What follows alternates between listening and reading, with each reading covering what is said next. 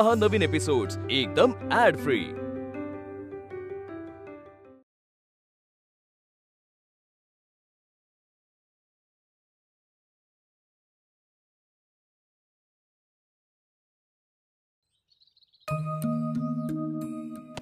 उमा,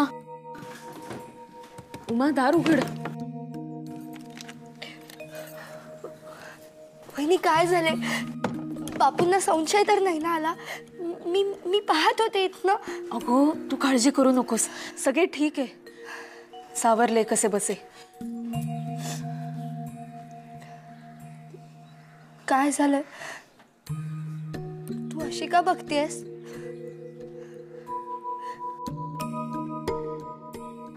बोल ना। उमे, मला खरे सांग, तुला खरेच लग्न करायचंय यांच्याशी?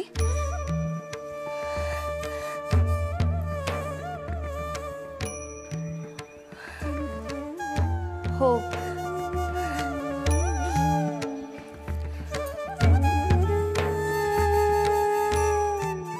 आणि यांच्याशी नाही झाले ना लग्न, तर मी शपथ घेऊन सांगते, मी जोगांच्या घरी जाणार नाही।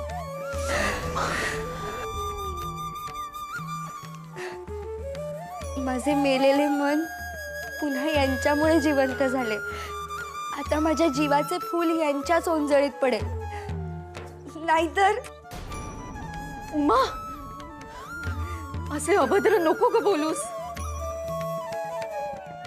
अभद्रस्त करता आहात तुम्ही माझ्या बरोबर।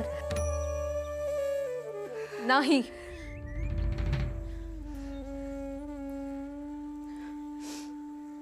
मी असे काहीही होऊ देणार नाहीये।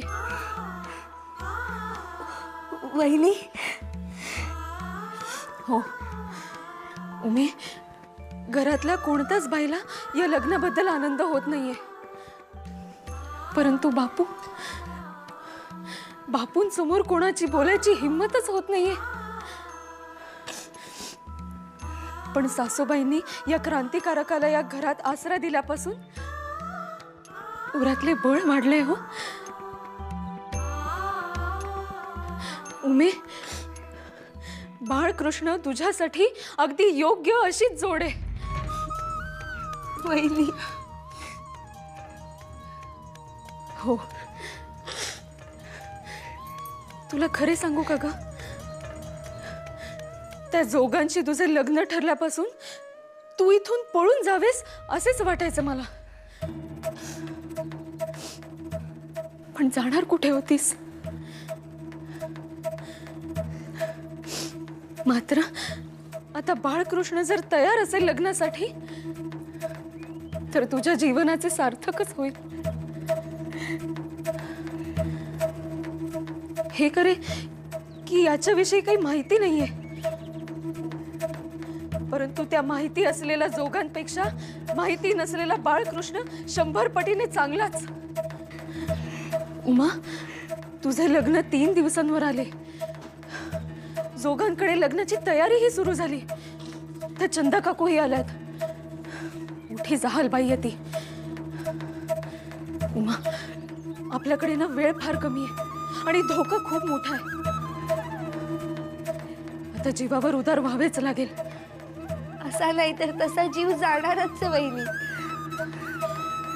सगळ्यात आधी बाळकृष्णाला तयार करावे लागेल। तुझ्यावर गुदरलेला प्रसंग याला कळला तर हा नक्कीच तयार होईल, आणि हा बाळकृष्ण जर तयार झाला तर मी आहे ना, मी मदत करीन तुमची इथून पळून जायला। मग जे होईल ते होईल।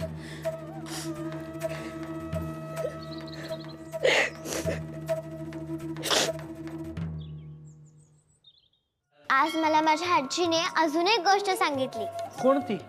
माझं लग्न झाल्यावर मी तुमच्याकडे नाही येणार राहायला, म्हणजे मी मोठी झाले की येईन, आता नाही। माहिती आहे मला। मग हे तुम्ही मला आधी का नव्हते सांगितले? माझ्या लक्षात नाही आले। काय झाले? महादेव सापडला का? अगं आपण याला गावभर शोधले आणि हा दामले काकूंकडे लाडू खात बसलाय. मग त्याला सोबत का नाही घेऊन आलास? तू काळजी करशील म्हणून मी पटकन तुला सांगायला आलो. बरे, आता पुन्हा तसाच दामले काकूंकडे जा, महादेवला सोबत घे आणि थेट घरी जा. मीही थेट तिकडेच येते. ठीक आहे. बरे झाले तुम्ही त्यांना परस्पर घरी जायला सांगितले. का? अहो आपल्या गावात शिपाई एका क्रांतिकारकाला शोधतायत. त्यांना पक्की माहिती मिळाली आहे की बाळकृष्ण अभ्यंकर नावाचा क्रांतिकारक आपल्या गावात लपलाय. म्हणून शिपाई प्रत्येक घराची झडती घेत आहेत. मग अशी आमच्या घरी येऊन गेले. पण माझी मोठी आजी मला सांगते की हे क्रांतिकारक चांगले असतात. हेच आपल्या देशाला स्वातंत्र्य मिळवून देणार आहेत. गोरा साहेबांना त्यांच्या गावी पाठवणार आहेत. तुमची आजी अगदी खरे सांगते आहे. पण हे स्वप्न साकार होण्यासाठी थोडा अवधी जाणारच. मोठमोठे विचारवंत त्यांच्या परीने खूप कष्ट घेत आहेत. काही सरकारात राहून तर काही उघडपणे सरकाराच्या विरोधात जाऊन प्रयत्न करत आहेत. या क्रांतिकारकांचा लढाई त्यातलाच एक भाग.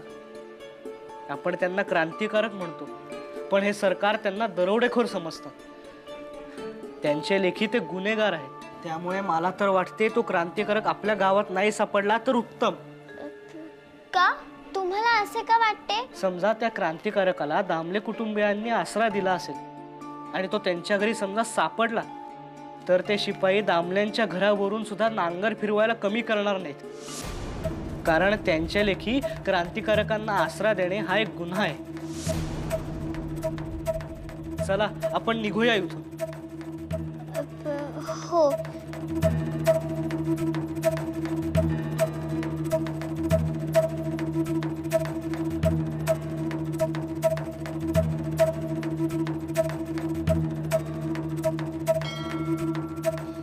देवी झोळाई, तुला तर सगळेच ठाऊक असते. तुला हेही माहित असेल की बाळकृष्ण दादा आमच्याच माडीवरच्या खोलीत आहे. तो चांगले काम करतो, म्हणूनच तर मोठ्या आजीने त्याला आमच्या घरी आसरा दिला आहे. माझी तुला विनंती आहे की त्या बाळकृष्ण दादाला सुखरूप ठेव आणि आमच्या घराला शिपाई नावाच्या संकटापासून वाचव.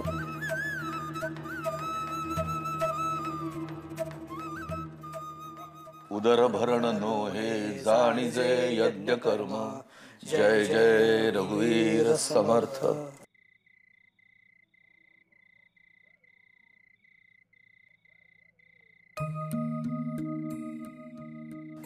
हे रिकामे पान कोणासाठी ठेवले आहे?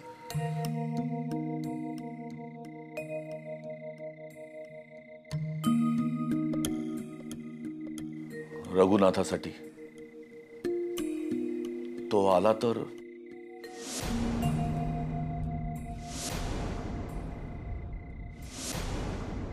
नारायणा, घोड्या आशेवर राहू नको. तो नाही येणार. येईल.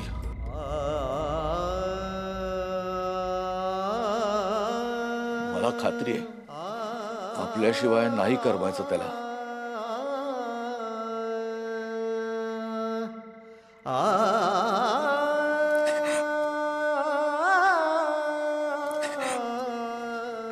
सुलोचने, या घरात मला रडगाणे नको. डोळे पुस.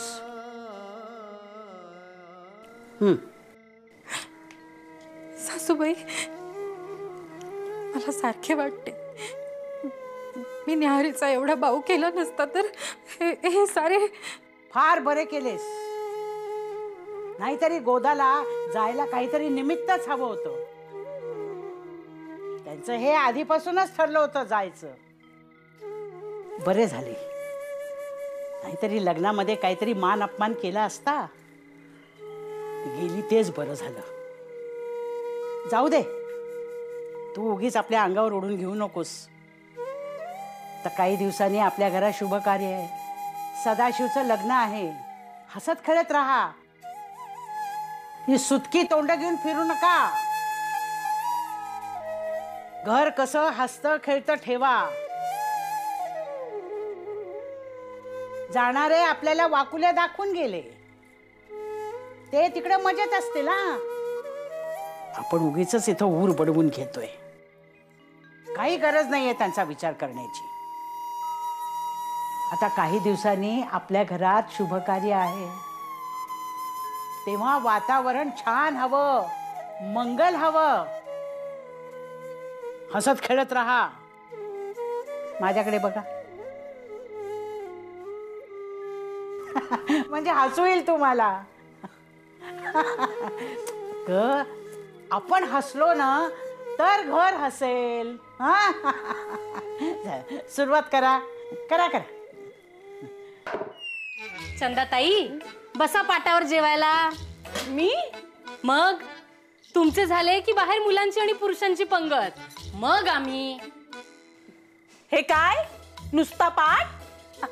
नाही म्हणजे काही मानपान असायलाच हवा. काय काकू?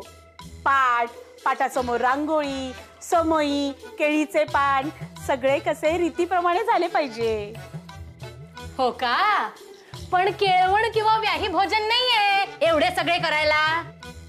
अगो पण मी विहीन आहे ना. माझा मानपान रीतीप्रमाणे झालाच पाहिजे. बरे का सुभद्रे? ओटी भरून एखादे कोरे लुगडे आणि ओटीत एखादा दागिना घातलास तर चालेल. हो काही काय नाही म्हणजे अशा रीती कधी ऐकल्या नव्हत्या. हो आमच्या जोगांच्यात आहे अशी रीत. सुभद्रे, कर हो तिचे हौस पूर्ण. दानत कळू दे परचुऱ्यांची. आणि तसेही लग्नाआधीच वल्लभने म्हणे उमाच्या पदरात बरेच दागिने घातलेत. त्यातलाच एखादा घातलास तरी चालणार आहे. हो मला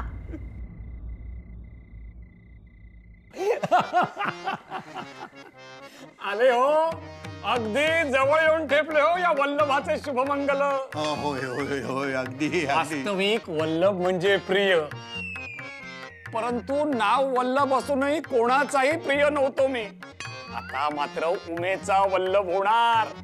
नवे झालोच आहे आता. होय होय होय होय होय.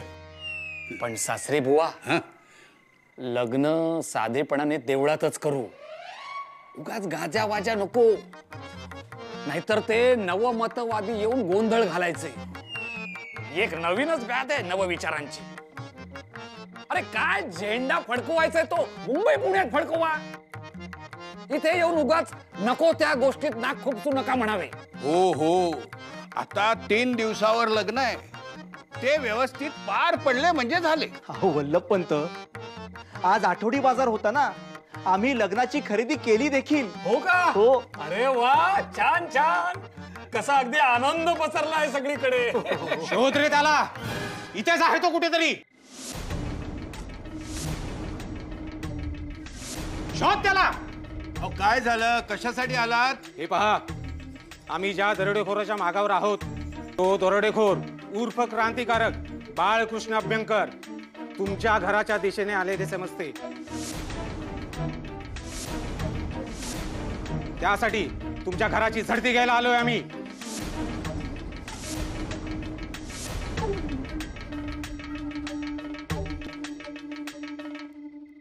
कसं आहे चंदा, हा बिजोड प्रस्ताव तुम्ही मांडला नसता आणि आम्ही तो स्वीकारला नसता तर सोन्यासारखेच झाले असते. हो पण असो, यावर कुणी बोलू नये. सुभद्रे, कर तिचा मान. मोठी आजी. अगो बाई, बयो नाही. हो मोठी आजी, अगं मला ना तू चांगली 8 वर्षाची झाली पण अजूनही उंची वाढलेली नाही. अंगानेही शिडशिडीतच. अगो केस तरी भरदार असायला हवे होतेचे. अगो तुझ्या वयात असताना किती छान दिसत होते मी. काय ग सुभद्रे? हो हो, अगदी छानच दिसत होतात. हा पण परचुरांकडे रूपाचा तसा उजेडच नाही का? नाही, उमेचे ते तसे, हिचे हे असे. मोठी आजी, मला तुला महत्वाचे सांगायचे, आम्हाला बोलूच देत नाही. काय गो, स्वयंपाक तरी येतो का आईसारखा, का तिथेही उजेडच? तू बाहेर चल माझ्या बरोबर. अगो अगं तू आधी बाहेर ये ना. अगो काय झाले? असे काय आहे बाहेर? असो असो, मी बघते. तुमचं चालू द्या. ऐक, काय ते? अगं मोठी आजी, बाहेर ना. अगो काय झाले? अगं बाहेर शिपाई आले आणि घराची झडती घ्यायची असं सांगत होते. अरे देवा. मग तू जा, धाव आणि राधेला सावध कर. अगो अगो इकडून नाही, मागच्या बाजूने जा, गोठ्याच्या बाजूने. राधेला हळू आवाजात हाक मार आणि सावध कर. हो जा. शेवटी परीक्षेची घडी आलीच. अहो पण आम्ही सांगतोय ना, असा कोणताही दरोडेखोर नाहीये आमच्या घरात म्हणून. तुमचा विश्वास का बसत नाहीये त्यावर? गावातलं प्रतिष्ठित घराणं आहे आमचं. शब्दाला काही मान आहे की नाही आमच्या? झडती कसली घेताय? मोठं नाव असलेली माणसंच आसरा देत आहेत क्रांतिकारकांना. आणि आम्ही घराणं बिराणं काय ओळखत नाही. आम्हाला जो हुकूम आलाय तो आम्ही पाळणारच. हे पहा, तुम्ही आमच्या कामात अडथळा आणू नका. आम्हाला आमचं काम करू द्या. अहो पण हरकत नाही, पण उद्या दिवसा ढवळ्या या. आता रात्रीच्या वेळी झडती घेऊ नका. हो, बायका मुलं घाबरतील. वा वा वा, हे बरं आहे. म्हणे उद्या या, म्हणजे रात्रीच तुम्ही त्या दरोडेखोरास सुखरूप रवाना करायस मोकळे. ते काही नाही, झडती होणार म्हणजे होणार, आणि ती सुद्धा आत्ताच्या आत्ता. अहो पण अहो अहो बापू, मी बघतो, घाबरू नका, मी बघतो. हो ऐका. हो सासरे बुवा, कोणी दरोडेखोर नाहीये ना घरात? नाही, बल्लाळरावांचा वारसा आहे म्हणून विचारतो. काहीतरी काय बोलता? आम्ही नाही असल्या फंदात पडत. रागावू नका हो. म्हणजे इथे काहीतरी मारामारीचा प्रसंग यायचा आणि माझे हाडबीड मोडायचंय म्हणून काळजी घेतोय हो. आणि आता माझे लग्न आहे ना, नाहीतर मी थांबलो असतो तुमच्या सोबत. तसा मी पहिल्यापासून शूर आहे हो. बरं, मी येतो. चंदा येईल मागावून. उद्या भेटू. येतो मी.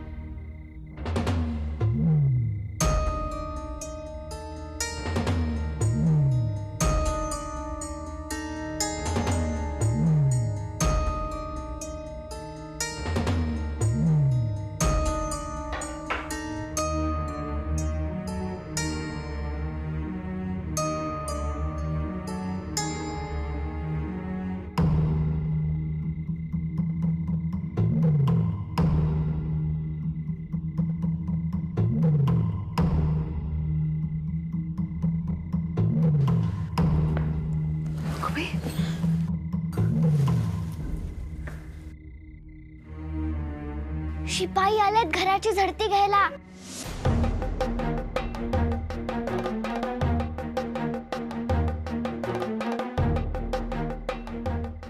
उठवायला पाहिजे. चल चल.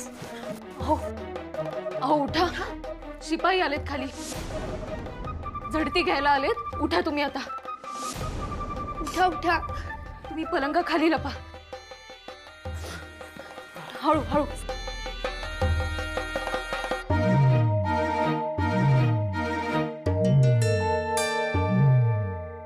उमे, तू एक काम कर, तू इथे झोप, म्हणजे ते शिपाई पुढे येणार नाही.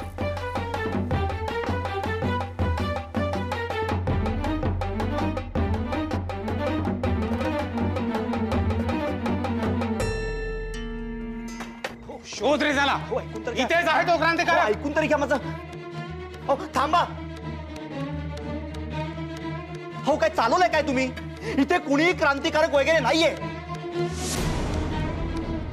हो हो, मुलं झोपली आहेत इथे. ठीक आहे, आम्ही दुसरीकडे पाहतो. चल रे. अहो ऐकून तरी घ्या माझं. अहो काय करताय तुम्ही? अहो त्रास कशा देते आम्हाला?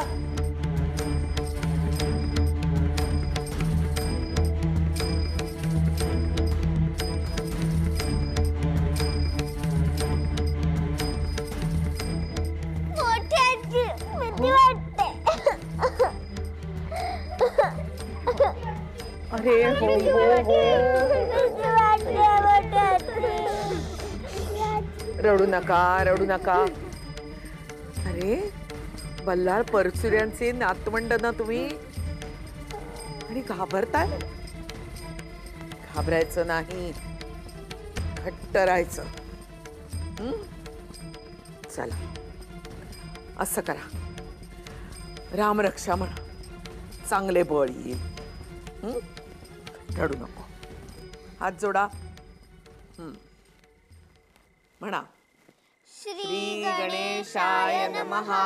अस्य श्री राम रक्षा स्तोत्र मंत्रस्य बुधकौशिक ऋषिः श्री सीता रामचंद्रो देवता अनुष्ठुप छन्दः सीता शक्तिः श्रीमद् हनुमान कीलकम् श्री रामचंद्र प्रीत्यर्थे जपे